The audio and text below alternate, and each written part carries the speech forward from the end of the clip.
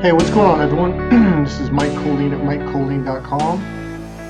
I am listening to Pink. In fact, I recommend you, I'm going to give you the name right now, that you listen to the song. It's called Pink, Don't Let Me Get Me. Peace. I'll put it in the link in the description. All right, so we're going to talk about Narcissist. All right, I'm going to give you a trick and a trap, and I'm going to tell you to make it a boundary, okay? Especially if you are an empath or an empathetic person who cares about other people. This is the number one trick and trap on why they get you, especially if you are an empath and a caring person, okay? Here's what it is. Let me make sure everything's set up right, make sure I don't want the glare and all that stuff. So here's the number one thing that empaths fall for. We fall for the feel sorry for them effect. Before I put a word to these creatures and called them narcissists and demonic narcissists, years ago, I went through an awakening when I was 28, and I started becoming aware of, well, there's good people and bad people. In another video, I called it, there's them and then there's us, but I didn't really know what the hell that meant. I realized there was a rift between the them and us, okay? And identifying them wasn't easy back then. It's easy now. Like, I popped, I see him, boom, boom, boom. It's super easy. So here's the thing. Here's one of the red flags. When I say red flag, this is a boundary that you're going to take on right now. We feel sorry for them. Over the last 20 years, maybe even, let me think, maybe even into my mid-20s, so more than 20 years, I realized every time I felt sorry for someone, it would always just smack me upside the head months later or whatever. And I was like, God, every time I want to help someone, I feel sorry for them. It's like, and I started to realize there's something to this, okay? And I started realizing there's got to be something to this. Well, there is something to this. A narcissist's number one tool, or one of his top tools, is he's looking for people who have compassion for other people. Because when a narcissist hurts them, they're an empath or a compassionate person. Well, you know, they didn't mean it. And we make up excuses for them. And we lie to ourselves for them, for their fuck-ups, for them being mean to us. Or sometimes they'll be mean to other people. Like, well, they were in a bad mood. You got to stop lying for a narcissist. You have to absolutely stop lying for a narcissist. In fact, that's another sign. If someone, when I'm in public with them, if for no reason at all, they're being mean to someone or cutting them down or talking behind their back, I'm like, yeah, I'm done. That is a big boundary, big boundary red flag. It is like a boundary rule. Nope, done, bye, see ya, hasta pasta. No, when I say boundary, these are rules that you live by and you don't let anyone go over them. If they step over that boundary, you're like, yeah, I'm gone. You don't even have to get mad. Just, yeah, that's not gonna work for me. And you just go, okay? So I noticed into my 30s, it became really obvious. Like, this is one of the things, whenever I feel sorry for someone, God. Okay, here's what it is. I almost went past it. Whenever I feel sorry for someone, I always get hurt every single time by the very person that I'm feeling sorry for and trying to help. And I learned that to be a red flag, a big sign to stop and pull back. Someone, God, there's a narcissist that just popped up in my 30s. He was so narcissistic that he had no social ties. His family basically clung to him, or he clung to his family until about, I think it was 2-3 years ago. They completely cut him off, said, no more, we're fucking done with you. You're gone. Peace. You're not going to be invited back to Christmas or marriages or weddings or parties or anything. And like, so he's a very lonely dude. That's the one thing there's a red flag right there.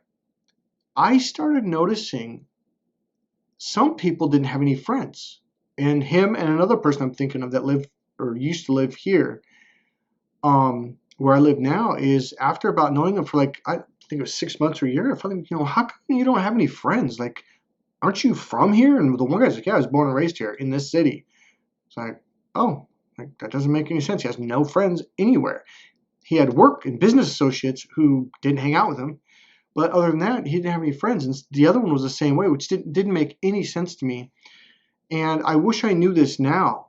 A lot of narcissists don't they don't do well socially with people for long-term relationships. Once people catch on to their bullshit, they're like, oh, fuck you. I'm out of here. Peace out. So that's another red flag. If they don't have friends, if they don't have long-term connections for people, like for me, all the way back to high school, even when elementary school, middle school, I'm trying to think. So the main thing what this video is about really is, and it's going to be a short video, I'm almost done, is if you start feeling sorry for someone, back out, stop, put the brakes on and back up. Back the fuck up. Because I'm telling you, that is a narcissist's #1 tool to suck you into their game, to feel sorry for them. So what happens is, in the love bombing phase, oh, poor me, like they play the victim role, or I'm so weak, or I'm so sensitive, and all that shit. And they suck you into coddling them and being sensitive and walking on eggshells around them, right? And then they start hammering you, and they start stabbing you in the gut, and they start backstabbing you over and over. And while they're doing this, you're like, well, they didn't mean it. And well, they're having a bad day. Like, they're really stressed out. None of that's your fault. I would never let myself take my bad day out on someone else. That's just unacceptable. So I'm like, well, why do I let them do that to me? I don't anymore. I'm telling you, once I popped open to see what a narcissist is and understand that they are purposely setting you up to cut you down, to hurt you on purpose. When I saw that, I was like, oh, no shit. No matter how nice you are to a narcissist, here's the thing. Narcissists are not like normal human beings. They don't think like us. We think, well, if we're nice to them consistently, eventually they're going to realize, like, wow, this person actually cares about me. No. They think, oh, sucker. Oh, yeah, I'm going to get this guy. Okay. They think, oh, that dude's weak. That person, that lady or that, whatever, they're weak. I'm going to run. I'm going to walk all over them. They see you as bait. If you don't show your strength to them, like the way I'm talking right now, if you don't cut them off at the first sign of bullshit, they're going to take you as they take, literally, the phrase, they take your kindness for weakness. And they look at you like a lion would look at an easy target for a delicious treat, a delicious meal, and they're going to hunt you down and they're going to destroy you. Okay?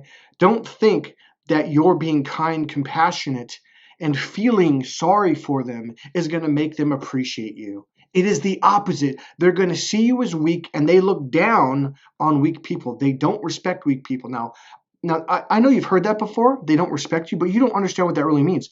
When these type of people lose respect for you, in their eyes, you have no right to breathe on this planet. You have no right to exist. You're nothing to them. And if you're nothing to them, if they don't respect you, they're going to treat you like the dirt that they see you as. So you need to get rid of these people. I'm going to tell you right now, your #1 sign, if you start feeling sorry for someone, and like, oh, I'm going to help them, stop, back up, pull out, take another look, and really pay attention to how they're treating you. Hey, this is Mike Colleen at MikeColleen.com. The next video is actually going to be something that's very positive, something that's going to make you really feel good about yourself. Okay? Go to Mike Colleen at MikeColleen.com, MikeColleen.com, and click subscribe. I'm really getting my subscribers now, and I want to thank all you guys. I'm having a blast doing this. See you guys soon. Bye.